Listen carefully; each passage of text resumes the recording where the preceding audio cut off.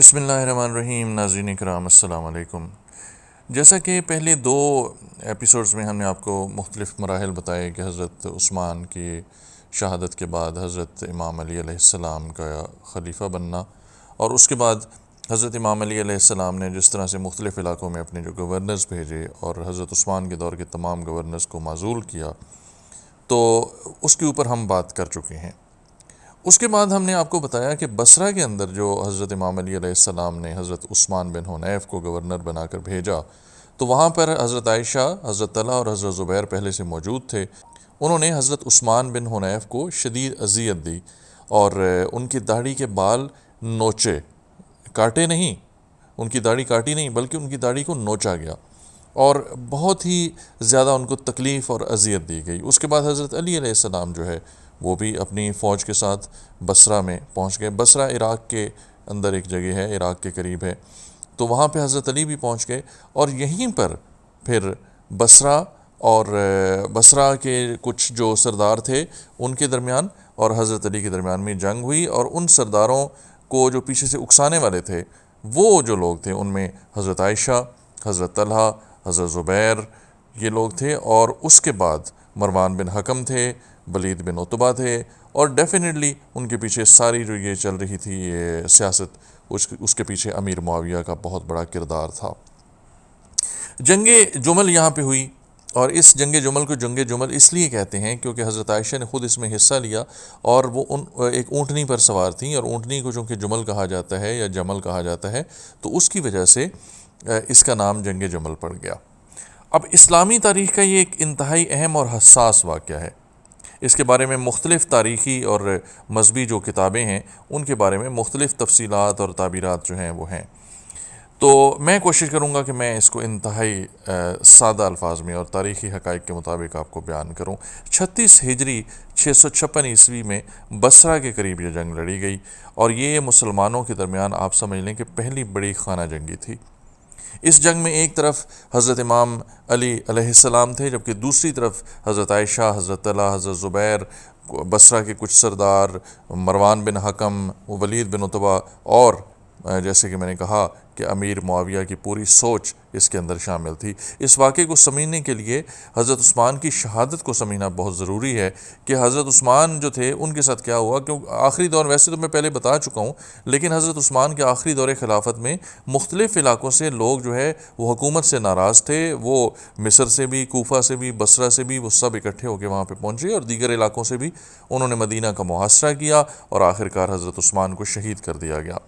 یہ واقعہ پوری امت کے لیے ایک صدمے کا واقعہ تھا۔ حضرت عثمان کی شہادت کے بعد مدینہ کے اکثر مسلمانوں نے حضرت علی علیہ السلام کے ہاتھ پر بیعت کر لی، لیکن ایک بڑا سوال باقی تھا کہ حضرت عثمان کے قاتلوں کو سزا کب دی جائے گی۔ اختلاف یہیں پیدا ہوا۔ حضرت علی کے مطابق وہ جو چاہتے تھے وہ یہ چاہتے تھے کہ پہلے پورے اسلامی ملک میں ایک امن و امان قائم کیا جائے، کیونکہ اسلامی ریاست بہت بڑی ریاست تھی اس وقت، حکومت کو مضبوط کیا جائے، اور اس کے بعد تحقیقات کر کے قاتلوں کو سزا دی جائے، اور میرے خیال میں یہی صحیح رائے ہے، اور تمام جو ہمارے علماء اور فقہاء ہیں ان کے نزدیک بھی یہی صحیح رائے ہے۔ جبکہ حضرت عائشہ، طلحہ، زبیر اور دیگر جو تھے، امیر معاویہ، مروان بن حکم اور دیگر لوگ، وہ چاہتے تھے کہ عثمان کے قاتلوں کو فوراً گرفتار کیا جائے، جو کہ ناممکن تھا۔ میں آپ کو بتا چکا ہوں کہ عثمان کا کوئی ایک قاتل تو تھا نہیں، وہ تو سب لوگ اکٹھے ہو کے بلوائی تھے، ہزاروں کی تعداد میں وہاں پہ تھے، تو کس کو قاتل وہاں پہ نامزد کیا جاتا؟ یہ اختلافات جو تھے یہ بنیادی طور پر طریقہ کار اور وقت کے اوپر تھے۔ حضرت عائشہ، حضرت طلحہ اور حضرت زبیر مکہ سے بصرہ کی طرف گئے، وہاں پر لوگوں کو انہوں نے متحد کیا، اور اس کے بعد حضرت علی علیہ السلام بھی اپنی فوج جو لے کر بصرہ پہنچے۔ بہت سے قدیم جو مورخین ہیں ان کے مطابق ابتدا میں دونوں فریقین جو ہے ان کے درمیان صلح کی بات چیت ہو رہی تھی، اور تقریباً صلح ہو بھی چکی تھی، لیکن پھر اس کے بعد کیا ہوا کہ اس کے بعد یہ ہوا کہ مروان بن حکم، ولید بن عتبہ اور امیر معاویہ جیسے لوگوں نے، امیر معاویہ وہاں پہ خود تو موجود نہیں تھے لیکن ان کی پوری ایک سوچ وہاں پہ موجود تھی، انہوں نے مل کر یہ کیا کہ انہوں نے رات کے اندھیرے میں ایک حملہ کیا حضرت علی علیہ السلام کے قافلے پر، اور حضرت علی علیہ السلام کے جب اوپر حملہ کیا گیا تو یہ سمجھ میں آئی، اور یہ صرف حضرت علی کی طرف حملہ نہیں ہوا بلکہ ایک حملہ انہوں نے اپنی ہی طرف کیا، حضرت عائشہ کے جو قافلے تھے ان پر بھی حملہ کیا۔ جب دونوں طرف کے لوگوں کو یہ دھوکہ دیا گیا تو اس کے بعد جنگ شروع ہو گئی۔ اس جنگ کے اندر حضرت زبیر شریک ہوئے۔ جنگ شروع ہونے سے پہلے حضرت علی نے حضرت زبیر سے ملاقات کی، اور حضرت زبیر جو تھے وہ چونکہ نبی پاک صلی اللہ علیہ وسلم کے پھوپھی زاد تھے، حضرت صفیہ کے بیٹے تھے،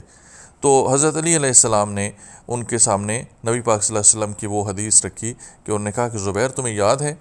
تم مجھے بہت پیار کر رہے تھے تو نبی پاک صلی اللہ علیہ وسلم وہاں پر آئے اور انہوں نے کہا زبیر تمہیں علی سے بہت محبت ہے؟ تو انہوں نے کہا کیوں نہیں، یہ آپ کے داماد بھی ہیں اور میرے پھوپھی زاد بھی ہیں۔ تو نبی پاک صلی اللہ علیہ وسلم نے فرمایا تھا کہ زبیر ایک دن آئے گا کہ تم اس کے خلاف تلوار لے کر کھڑے ہوگے، اور یاد رکھنا کہ تم اس دن ظالم ہوگے۔ جب یہ روایت یا یہ حدیث حضرت علی علیہ السلام نے ان کو سنائی تو حضرت زبیر نے جنگ نہ کرنے کا فیصلہ کیا اور میدان چھوڑ کر چلے گئے۔ بعد میں راستے میں کسی شخص نے انہیں شہید کر دیا۔ حضرت طلحہ ایک اور بہت جید صحابی، وہ جنگ کے دوران زخمی ہو گئے اور بعد میں اسی زخم کی وجہ سے ان کی وفات ہو گئی۔ حضرت عائشہ، جنگ ختم ہونے کے بعد حضرت علی نے حضرت عائشہ کے ساتھ احترام اور عزت کا برتاؤ کیا اور انہیں بحفاظت مدینہ واپس بھیجا، اور جو ان کے ساتھ پورا ایک قافلہ بھیجا،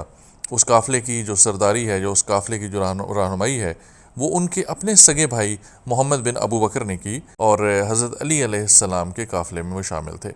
اس جنگ میں ہزاروں کی تعداد میں لوگ شہید ہو گئے۔ جنگ کے بعد کی جو صورتحال ہے، تاریخی روایت کے مطابق حضرت علی نے زخمیوں کی مدد کرنے کا حکم دیا، بھاگنے والوں کا تعاقب کرنے سے منع کیا، مقتولین جو ہیں ان کی بے حرمتی سے روکا، اور مخالف لشکر کے مال کو مال غنیمت قرار نہیں دیا۔ اس جنگ کے اندر جو نمایاں شخصیات تھیں وہ میں آپ کو پہلے بھی بتا چکا ہوں کہ حضرت عائشہ، حضرت طلحہ، حضرت زبیر اور بصرہ کے کچھ جو قبائل ہیں ان کے حامی، اور مروان بن حکم، ولید بن عتبہ، امیر معاویہ، اور پورا بنی امیہ جو ہے وہ اس میں شامل تھا۔ یہ بھی یاد رکھنا چاہیے کہ ان شخصیات کے مقاصد اور نیت کے بارے میں ہمیں اس لیے شک نہیں کرنا چاہیے حضرت عائشہ کے بارے میں کہ حضرت عائشہ جو ہے ان کو بہلایا پھسلایا گیا، ان کو تیار کیا گیا، کیونکہ امیر معاویہ یہ چاہتا تھا کہ کسی طرح سے یہ جنگ ہو اور حضرت علی علیہ السلام کی جو خلافت قائم ہوئی ہے وہ ٹوٹے، اور اس کی وجہ سے میں خلیفہ بنوں۔ اصل میں اس کے پیچھے جو محرکات تھے وہ یہ تھے، اور یہ محرکات جو ہے اوبویسلی یہ اس کے پورے نہیں ہو سکے، اور حضرت امام علی علیہ السلام جو ہے وہ خلیفہ تو بعد میں رہے کافی عرصہ، لیکن حضرت علی علیہ السلام کا جتنا بھی دور ہے وہ سارے کا سارا انہی فتنوں اور انہی انتشار بھری چیزوں سے بھرا ہوا ہے۔ حضرت علی علیہ السلام نے انتہائی مشکل حکومت کی، اور پھر اسی مشکل حکومت کے بعد ان کو شہید بھی کر دیا گیا۔ ناظرین اکرام، ہم آج جنگ جمل آپ کو بتا رہے تھے۔ جنگ جمل کے بعد بہت سی تفصیلات اور ہیں جو ہم آپ کو گاہے گاہے بتاتے رہیں گے، ہر ایک ایپیسوڈ کے اندر بتائیں گے آپ کو کہ آگے کس طرح سے کیا کیا چیزیں ہوئیں۔ امید ہے آپ ہمارے ساتھ رہیں گے، اور ہم پوری دیانتداری اور ایمانداری کے ساتھ کوشش کریں گے کہ آپ کو جو تاریخی سچائی ہے، جو تاریخی حقیقت ہے، اس کے مطابق یہ ساری باتیں بتائیں۔ اپنا اور اپنے آس پاس کے لوگوں کا بہت خیال رکھیے گا۔ انشاءاللہ آپ سے کل ملاقات ہوگی۔ اللہ حافظ۔